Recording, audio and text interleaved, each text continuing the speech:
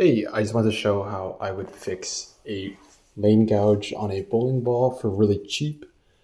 Everything on screen here has costed me less than $30. I know that you can often get your ball fixed for free if you go to the bowling alley front desk immediately. Sometimes, though, you don't notice the gouge immediately, or maybe their service isn't great.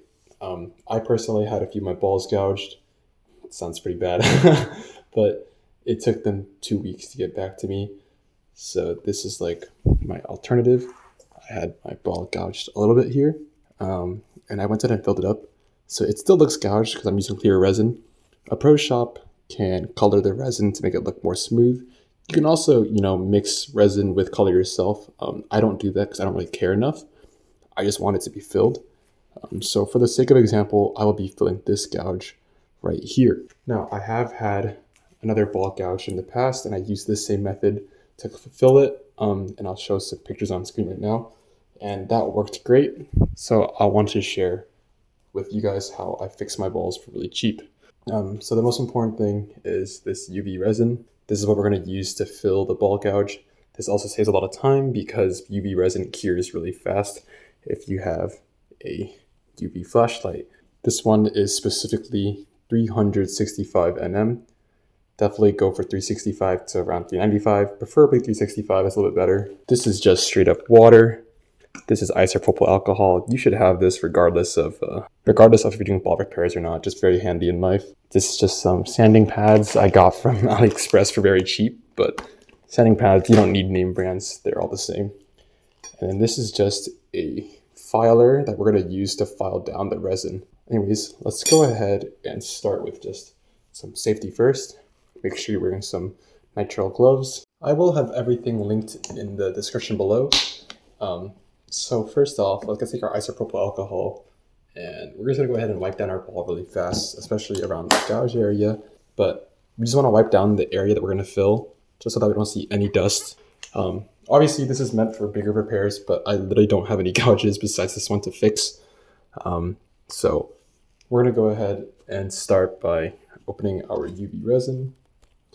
Now I'm gonna go ahead and take some of this UV resin and squeeze it right onto that crack. It's better especially for deep cracks, it's better to squeeze a small amount first and then cure it with the light. You can always add more, but you can't remove. So let's start with a small amount on this. I mean, this only needs a small amount anyways, like that's literally it. Now I clearly put a little too much on, so I'm taking a Q-tip. And before I flash any light on it, it's still liquid and easy to work with. So I'm gonna go ahead and soak some of that like resin away. All right, so now that we have that resin inside, taking our UV flashlight, turn it on, and we're just gonna go ahead and shine it on where we put the resin, and this will cause the resin to harden, usually within a minute. So I'm gonna sit here for about a minute until it hardens, and I will be back when it is ready. Okay, so it's basically hardened after about a minute. Let's go ahead and take our filer, and we're gonna basically press with not too much pressure against where the resin is and just file it down. You really don't need to put too much pressure on. You want to avoid scratching your cover stock. Plus, we're going to sand this with some pads later to maybe help out a little bit as well. It doesn't hurt to spray some water on there as well. And then to file it down. Okay, so it's basically flush with the bowl now. I'm going to go ahead and pour just a little bit of isopropyl alcohol on a towel and just wipe it down really fast. Now here's a better look at the spot we just filled. Still a little bit dirty from the resin, but we're going to sand it down. Now the resin does kind of shrink when you cure it, so you'll notice that there's actually still a tiny hole that I didn't quite cover. But otherwise, that's filled in. So we're going to go ahead and sand it now to make it look more smooth with the rest of the ball. So these are like kind of like knockoff like Aberlon sand pads. But honestly, it's all the same. Just spray it with water and go ahead and sand the area that you just did.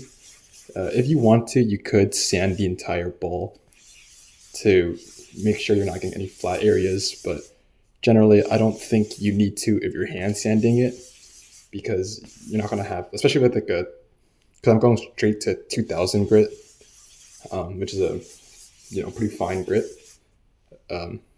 Generally you don't really need to sand the entire ball if you're just doing it by hand.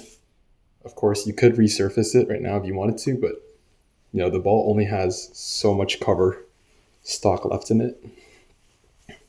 So I'm just doing like this like small amount, literally just that. And you'll notice like, now it blends in quite well. Of course, this spot where the gouge was, it's going to be visible because we used a clear resin.